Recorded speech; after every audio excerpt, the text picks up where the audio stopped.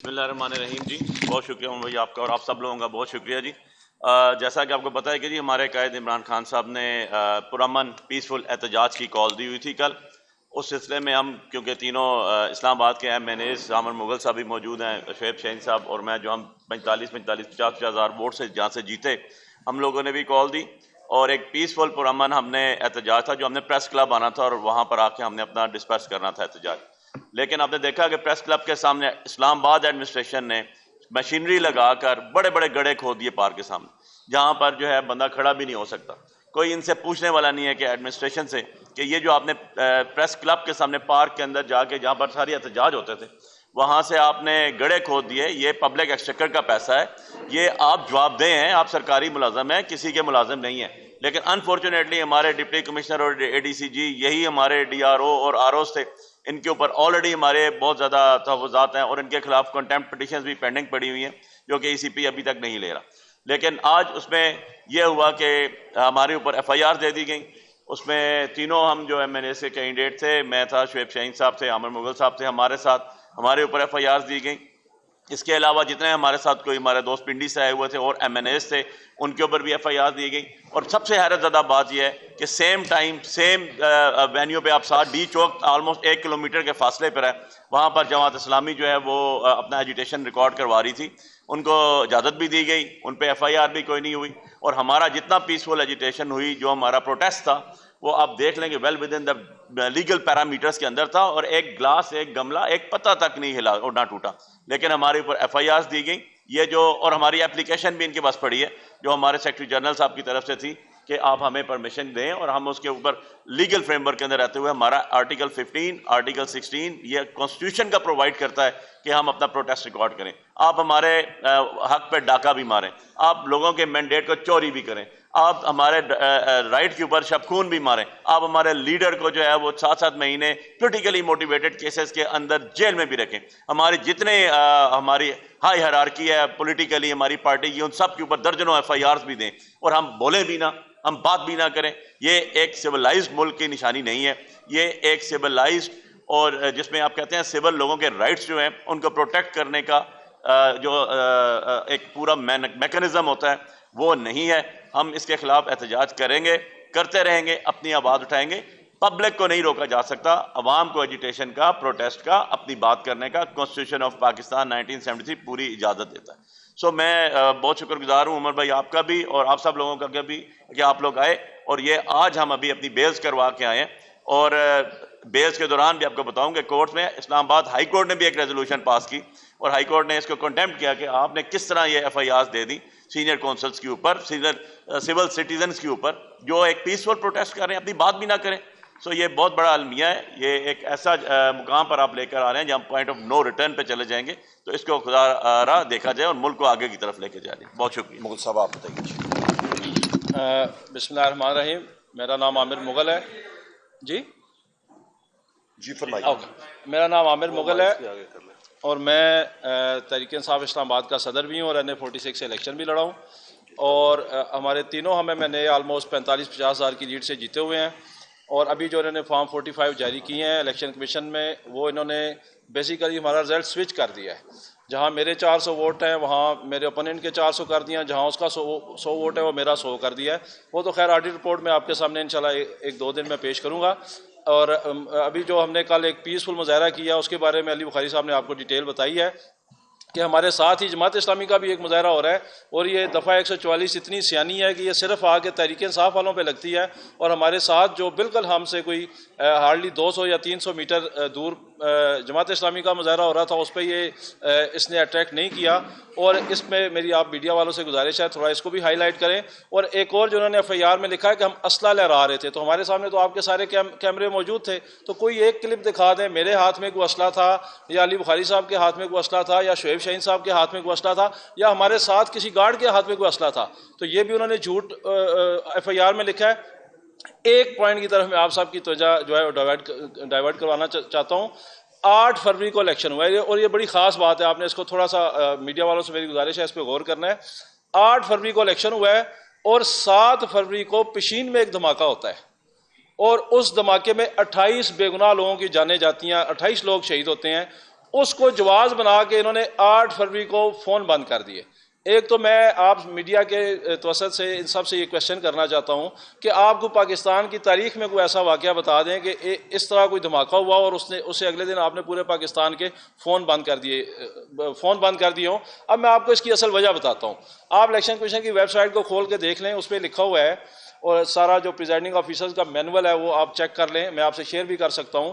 اس میں لکھا ہوا ہے انہوں نے ایک 36 کروڑ روپے کا ایک سافٹ ویئر خریدا تھا جس کے مطابق تمام پریزائڈنگ آفیسرز نے ایک موبائل اپلیکیشن کے ذریعے اپنے جو تمام رزلٹس ہیں وہ ECP کو اور اپنے ریٹرننگ آفیسرز کو بھیجنے تھے۔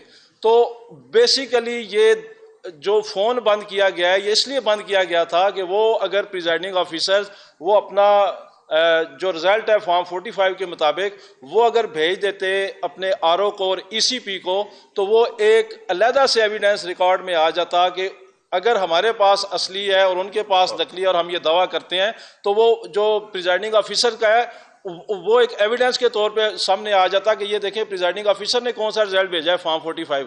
تو یہ بیسیکلی اس کو روکنے کے لیے فون بند کیا گیا، اور اب ہمارا یہ شبہ ہے کہ فون بند کرنے کے جواز کے لیے وہ 28 لوگوں کو، بے گناہ لوگوں کو جو شہید کروایا گیا ہے، اس کا ذمہ دار بھی وہ جو کاکڑ ہے وہ ہے، اور اس وقت کا وزیر داخلہ اور الیکشن کمیشن آف پاکستان ان کے ساتھ ملوث ہے۔ تو جب کبھی بھی ہماری یہ گورنمنٹ آئے گی تحریک انصاف کی تو ہم تحقیقات کروائیں گے اس 7 فروری کے دھماکے کی بھی، اور خواہ مخواہ اس میں ملوث ہوگی یہ نگران گورنمنٹ، کیونکہ 28 بے گناہ لوگوں کو شہید کر کے اس کو جواز بنا کے اگلے دن فون بند کیا گیا، اور یہ فون صرف اس لیے بند کیا گیا کہ پریزائڈنگ آفیسر اس موبائل اپلیکیشن کے ذریعے وہ رزلٹ جو ہے وہ ECP کو اور ROs کو نہ بھیج سکے۔ تو اس پہ آپ سب نے یہ اس معاملے پہ فوکس رکھنا ہے، اور میں آپ سب کے ذریعے ان کو میسج بھی یہ دینا چاہتا ہوں کہ عمران خان کی رہائی تک، اس کو وزیراعظم بنانے تک، اور اپنی چھینی ہوئی ڈکیتی سے لوٹی سیٹیں واپس لینے تک تحریک انصاف کے کارکنان کراچی سے خیبر تک بالکل بھی آرام سے نہیں بیٹھیں گے۔ اسلام آباد کی 25 لاکھ عوام کی توہین ہوئی ہے، ہمارے مینڈیٹ پہ ڈاکہ مارا گیا، ہم کسی بھی قیمت پہ پیچھے نہیں ہٹیں گے، اور تم جتنی مرضی تم ہمارے اوپر پابندیاں لگا لو، تم جتنے مرضی FIRs دے لو، تم جتنے مرضی ظلم و ستم کر لو، یہ عوام نہ تمہارے ظلم و ستم کو مانے گی، نہ تمہارے پرچوں سے ڈرے گی، نہ تمہاری گرفتاریوں سے ڈرے گی۔ اور یہ سیٹیں واپس لینا ہمارا چھوٹا مقصد ہے، ہمارا اصل اور بڑا مقصد عمران خان کو جیل سے نکال کر وزیر اعظم بنانا ہے، اور اس مقصد کے لیے گرفتاریاں، پرچے یہ چھوٹا مقصد ہے۔ تحریک انصاف کے کارکنان ہم اپنی جان تک بھی قربان کر سکتے ہیں۔ شکریہ۔ مختار صاحب بس 2 منٹ، زیادہ نہیں بھائی، کیونکہ اب آپ میرے خیال میں تھک گئے ہیں، مجھے لگتا ہے یہ ہے۔ بسم اللہ الرحمن الرحیم۔ سیکرٹری جنرل صاحب نے فرما دیا، عامر مغل صاحب نے، علی بخاری صاحب نے بڑی تفصیل کے ساتھ ڈسکس کر دیا۔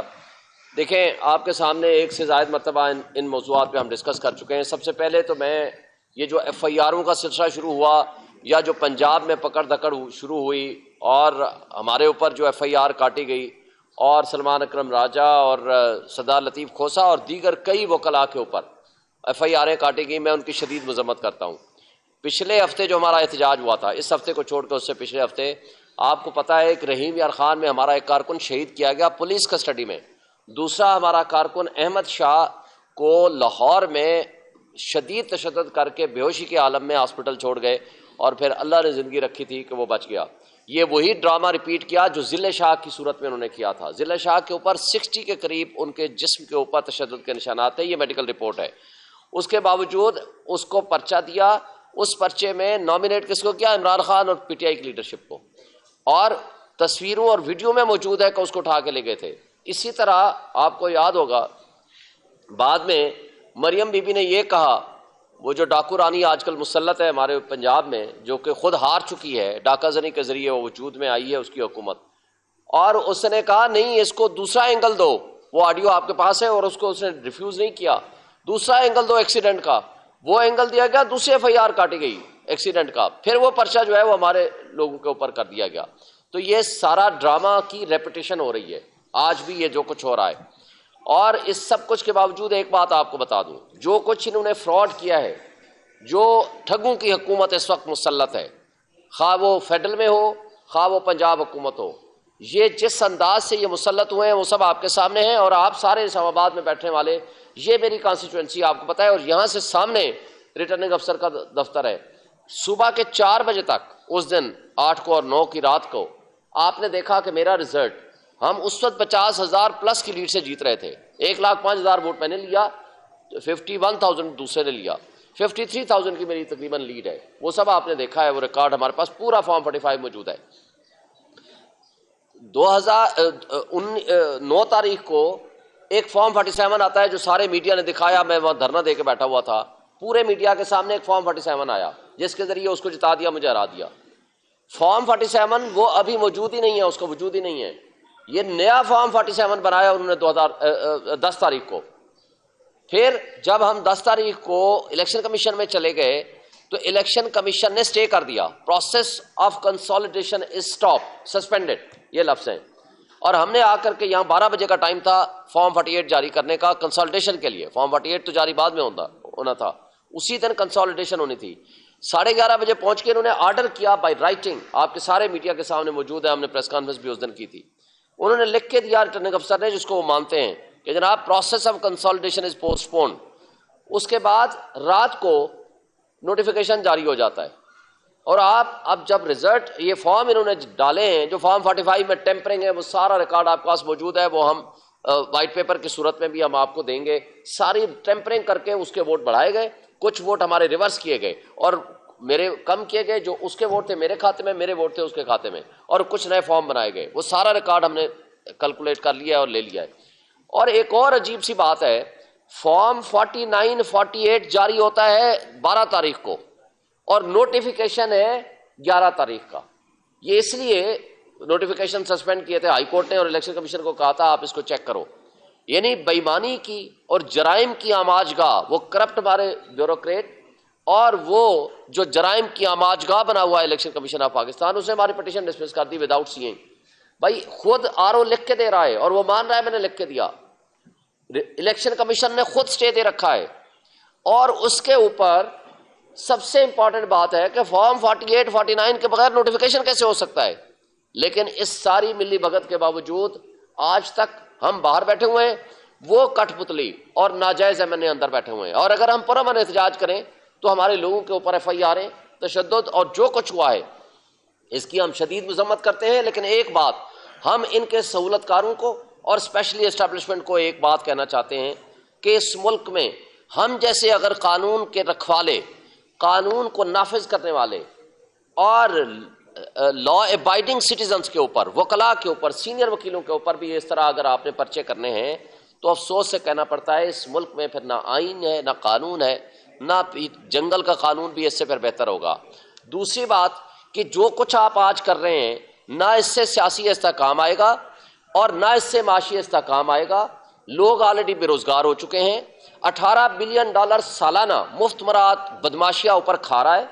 آپ نے مزید قرضے لے کے اس ملک کے لوگوں کو جو 12 روپے ہمارا بجلی کا یونٹ تھا اس کو 70 روپے پہ پہنچایا، اور کل آپ نے پھر جو 500 روپے گیس کا بل ہوتا تھا 50,000 پہ پہنچایا.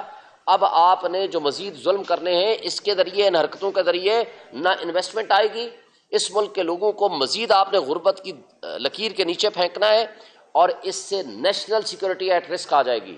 اس لیے آج بھی وقت ہے ان ٹھگوں کو ہمارے اوپر مسلط کرنا چھوڑ دیں. اور یہ جو ابھی آج لسٹ آئی ہے منسٹرز کی، آپ ان کے نام اٹھا کے دیکھ لیں، سب فارم 45 سے ہارے ہوئے لوگ ہیں. ان کو اگر ہمارے اوپر مسلط کرنا ہے تو لوگ ان کو ایکسیپٹ نہیں کریں گے. نہ یہ ریفارمز کرنے کی کیپیسٹی رکھتے ہیں، نہ ان میں صلاحیت ہے، نہ ان کی نیت ہے. یہ انہوں نے مال کمانا ہے، اس ملک سے باہر چلے جانا ہے. میں انہی الفاظ کے ساتھ آپ کا بہت مشکور ہوں. بہت شکریہ جی، تھینک یو.